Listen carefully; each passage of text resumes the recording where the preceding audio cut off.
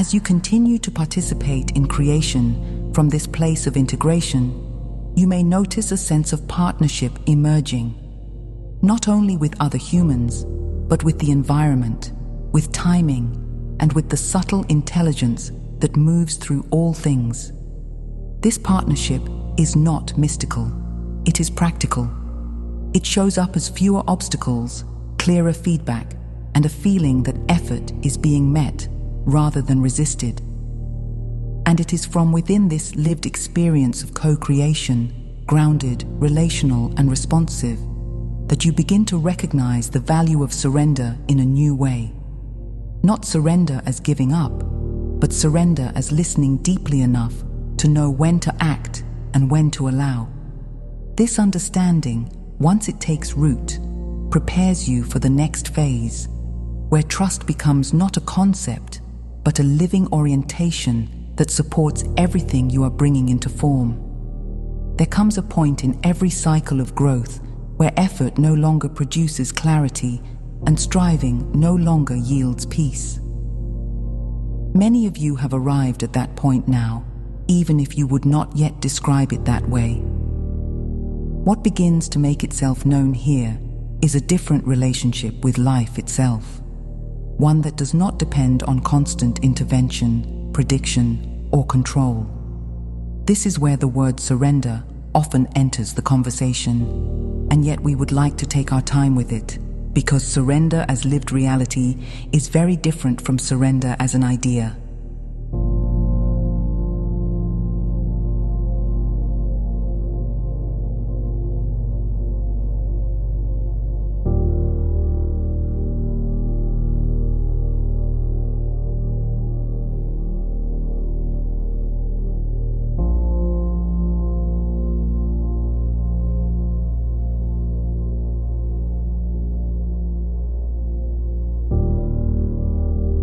For much of your lives, you have learned to equate awareness with vigilance. You have been taught, both subtly and overtly, that if you loosen your grip on outcomes, something essential will be lost. And so many of you have held yourselves in a state of readiness, mentally scanning, emotionally bracing, physically tense, believing that this posture was what kept you safe. It is understandable that such habits formed. They were adaptive in earlier phases, but what supported survival does not always support coherence, and what once protected you can quietly exhaust you when it is no longer needed.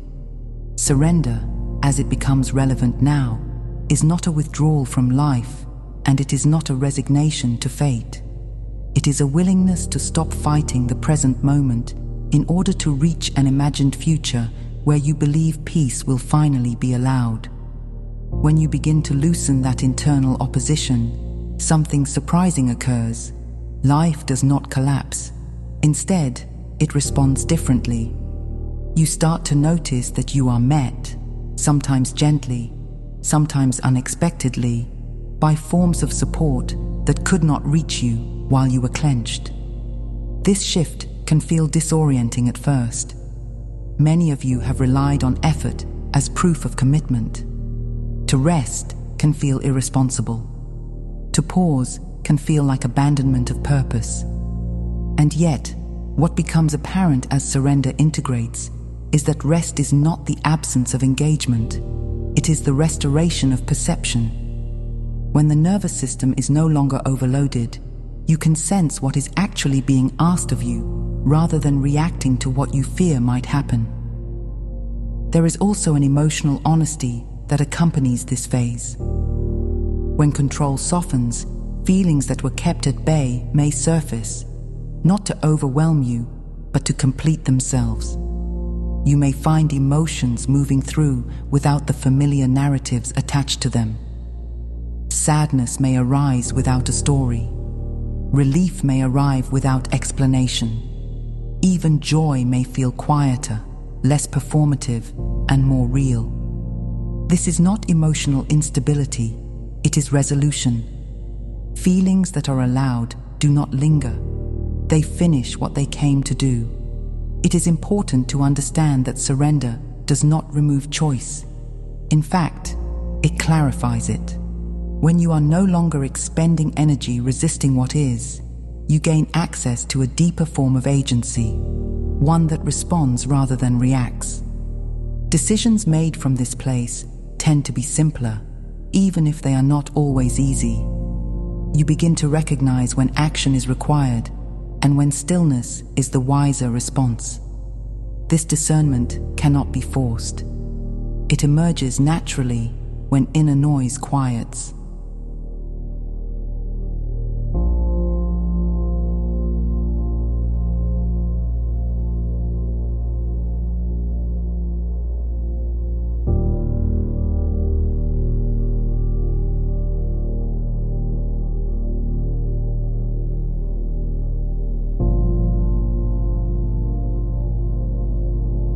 Many of you will notice changes in how you relate to uncertainty. What once felt threatening may begin to feel spacious. Not knowing ceases to be a failure of planning and becomes an invitation to presence. This does not mean that you stop caring about outcomes. It means that you stop living ahead of yourselves. Anxiety often arises when attention is pulled too far into imagined futures. Surrender gently returns you to the only place where information is actually available, the present moment. You may also find that your relationship with time changes. Urgency loses some of its authority. The pressure to resolve everything immediately begins to fade. This does not slow progress, it refines it. When you are no longer rushing, you act at moments of greater alignment. Effort becomes more effective because it is better timed. What once required force now requires listening. There is a common fear that surrender will lead to passivity or complacency. We wish to address this directly. Avoidance disconnects you from experience. Surrender connects you more fully to it. Avoidance numbs. Surrender sensitizes. If you find yourselves becoming more responsive, more emotionally available, and more attuned to what is actually occurring around you, you are not disengaging, you are integrating. On a collective level, this shift carries significance as well. When individuals stop reinforcing fear-based narratives through constant internal alarm, those narratives lose momentum. This does not mean challenges disappear from your world. It means they are met with a different quality of attention. Wisdom becomes more accessible when fewer nervous systems are locked in survival mode. Collective transitions soften when enough individuals are willing to remain present without amplifying threat. You may underestimate how communicative your internal posture is. The way you meet uncertainty, the way you hold discomfort, the way you allow or resist support.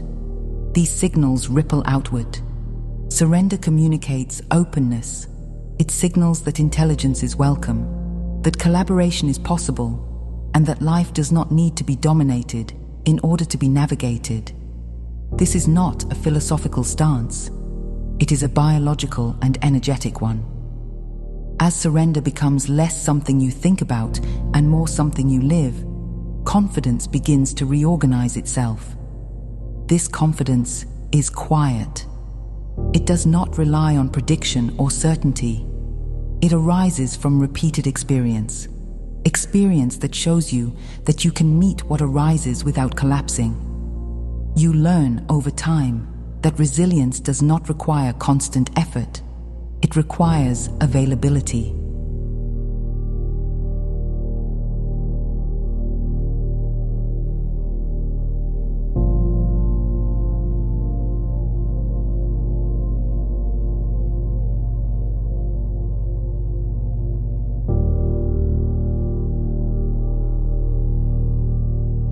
There may still be moments when old habits resurface. This is not regression, it is memory. When you notice yourselves tightening, rushing, or trying to manage outcomes prematurely, the invitation is not to judge yourselves, but to pause. Often, a single breath taken consciously is enough to interrupt the pattern. Surrender does not ask for perfection. it asks for willingness. You will also discover that surrender makes room for asking for help, asking for clarity, asking for rest. Many of you learned early that asking diminished you. In truth, asking is an acknowledgement of relationship. It affirms that you are not meant to carry everything alone. When asking becomes natural rather than desperate, support can arrive without entanglement. As this orientation settles more deeply into your lives, you may find that life feels less adversarial. You are no longer struggling against an imagined current. You are participating in one. This does not absolve you of responsibility, it reframes it. Your responsibility is no longer to control outcomes, but to remain available to guidance. When you do, life responds with a surprising degree of cooperation. What emerges from this lived surrender is trust, not belief, not optimism, but trust grounded in experience. You have felt what happens when you stop resisting the moment. You have noticed the difference in how events unfold when you meet them openly. This trust does not announce itself. It steadies you. It allows you to move forward without needing guarantees.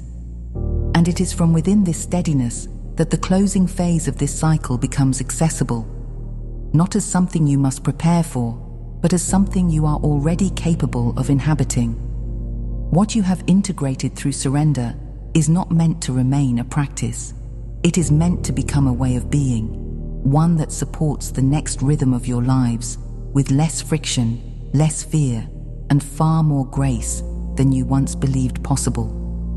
There is a quiet moment that follows every true integration, and it is often overlooked because it does not announce itself with intensity or spectacle. It arrives without urgency, without instruction, and without demand. Many of you are touching that moment now. It feels less like stepping into something new and more like realizing that you have already been living within it. This is the nature of what you might call inauguration, not the crossing of a line, but the recognition that a new orientation has stabilized enough to be lived from rather than reached for.